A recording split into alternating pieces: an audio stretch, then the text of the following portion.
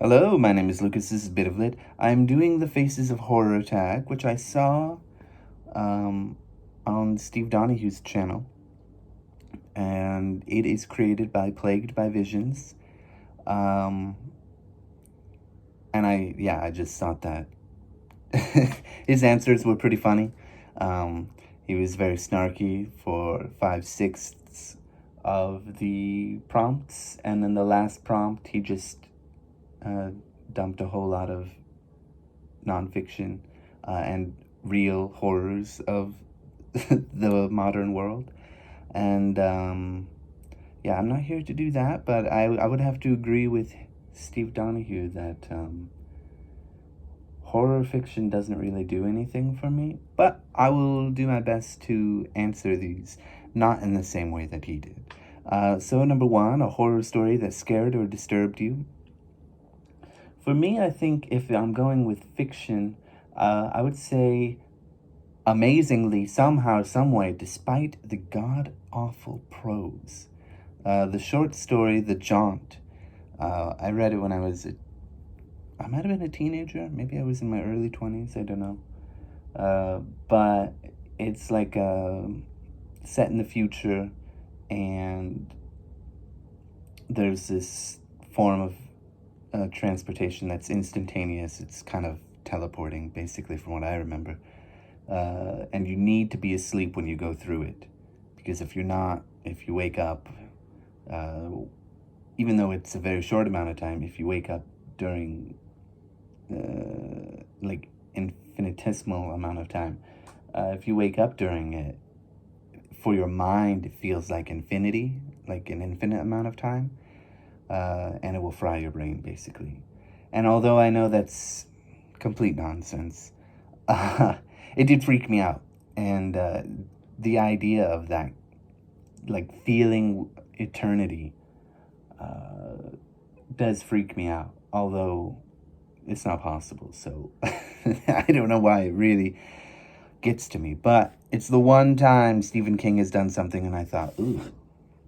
Sadly, the prose is, the dialogue is god awful. Number two, a horror story that depressed you or made you cry. Um, Not any horror fiction on print, but maybe Haunting of Hill House, the Netflix series. Uh, Really beautifully done. Really great analysis of like family trauma and depression and these kind of things. Very, very good.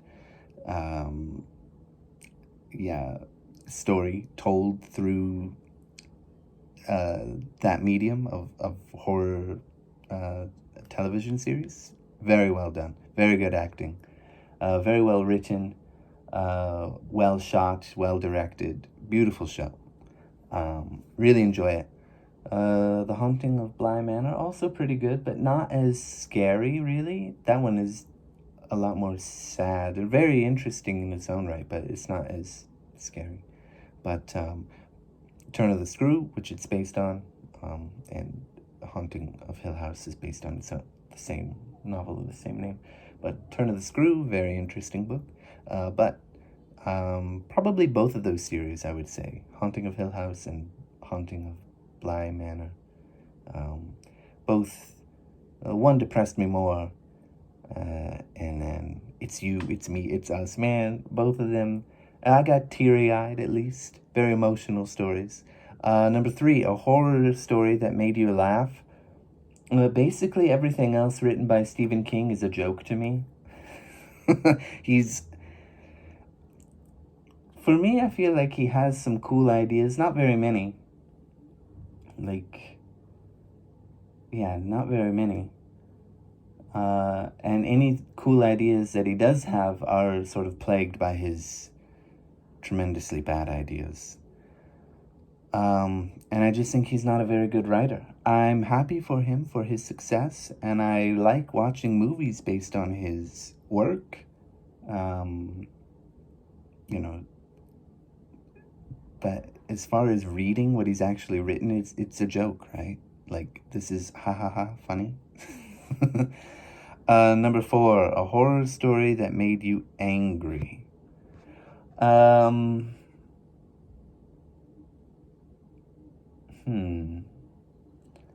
I might have to go back to film and go with a movie. And I think for me that would be Alien, because I didn't realize Ash was a robot programmed by, I forgot the name of the company, but he was programmed by the company to basically help bring one of these xenomorphs so they can do research and create the ultimate biological weapon or something like that. I don't remember exactly the story. It's been a long time. But I was really angry at Ash, like, and all the other men on the thing. Just listen to Ridley. She knows what she's doing. She's right, and you're wrong. But then I was even more angry about, angry about Ash not listening. But then I was even more angry that, there's a corporation doing that. And that just made me realize, that's just like real life, isn't it? Anyway, sort of angry in a good way. It was very compelling. Alien's a great movie. Very scary. And I prefer it to Aliens, which is an amazing action movie, but not very scary. Number 5, a horror story that is important to you.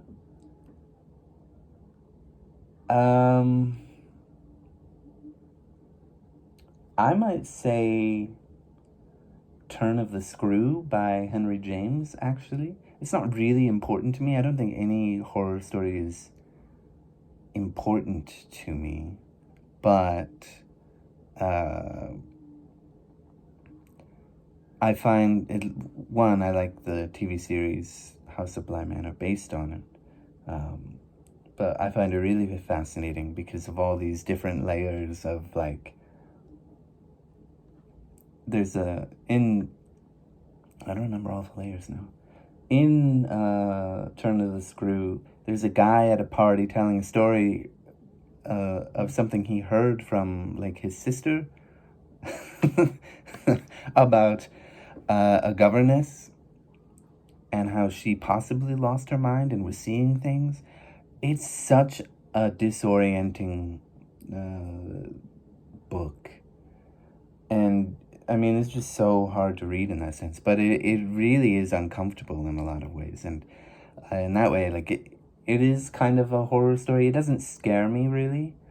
But it is something that sort of grounds me in thinking, like, so with all these things that it's trying to get at and the way that it's being done, it's very interesting in Henry James's writing.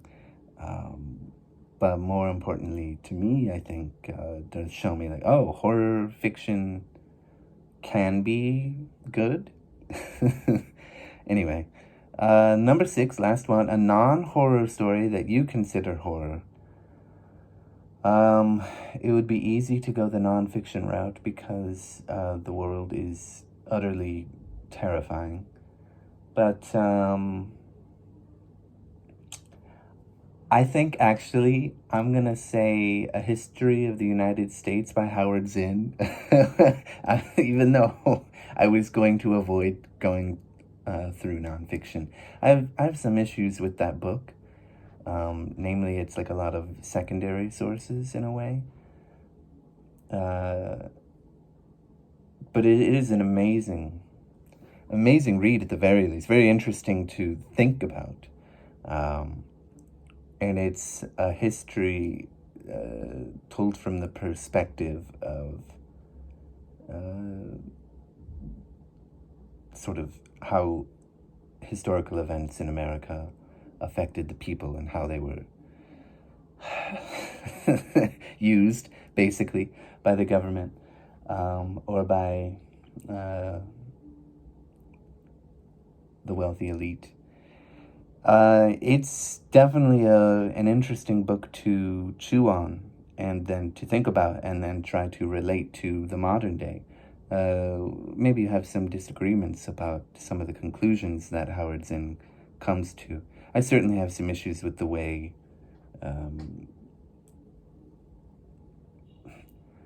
like the research is very good, but there are a lot of these parts where there's a quotation and then there'll be an ellipses to skip some parts so he can make his point more clearly. But then you have to wonder, what is he leaving out? And then again, a lot of these are from like, there are some primary sources used, most definitely, but there's also a lot of like references to other people's books about certain subjects, which isn't necessarily wrong, I think. But I don't know, in some ways it does make it feel a little bit weaker. I guess that's just because of the way I've been educated to think that you should use primary sources and that kind of thing when doing research and writing essays or writing a book, I guess. I guess it's been a long time since I read it. Well, not too long, about a year, but yeah, there might be some other. Those are the two major complaints that I had. Maybe some other ones that aren't coming to me right away. But it's very good history, I think, at least to expose yourself to. Whether you agree with the conclusions or not, that is up to you and your own knowledge and your own beliefs and all that. But very interesting to look at. And then you apply this kind of mindset to what you see in the modern day, and you see, oh, both sides are terrible. Even if one is worse, both sides are dog crap. And that's all I've got to say. That's the real horror, baby. Goodbye.